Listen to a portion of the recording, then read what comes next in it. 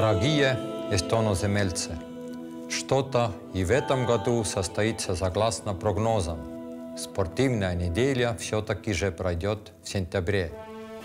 Многие из нас не занимаются спортом, так как не позволяет здоровье или не хватает времени, или просто лень.